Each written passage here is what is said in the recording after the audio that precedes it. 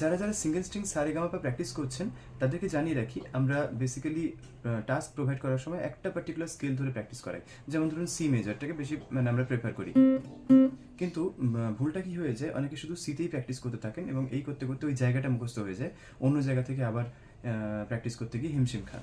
তাহলে এখন যে প্র্যাকটিসটা দেবো সেটা যা যা পাল্টা প্রোভাইড করা হচ্ছিল, যেমন ধরুন সা রে সা গা রে সা, ওটা সি থেকে না করে এবার করবো ধরুন সি শার্প থেকে। তাহলে কি হবে, সা রে সা গা রে সা রে গা রে মা গা রে গা মা গা পা মা গা, এইভাবে প্র্যাকটিস করে যান। এখান থেকে প্র্যাকটিস যদি হয়ে যায় তাহলে আবার অন্য কোনো নোট থেকে চুজ করুন, যেমন ধরুন ওই 2 নম্বর স্ট্রিংয়ের 3 নম্বর ফ্রেটটাকে চুজ করি, হয়ে যাবে ডি। তাহলে সা রে সা গা রে সা, এইভাবে যে কোনো ফ্রেট থেকে আপনি বাজানোর অভ্যাস শুরু করুন। কারণ এটা যদি অভ্যাস না শুরু করেন তাহলে পার্টিকুলার জায়গাটা কিন্তু আপনার অজান্তেই মুখস্থ হয়ে যাবে, সেক্ষেত্রে ঘুরিয়ে ফিরিয়ে সেই আবার ফ্রেট নাম্বার স্ট্রিং নাম্বারে প্র্যাকটিস করা হয়ে যাচ্ছে।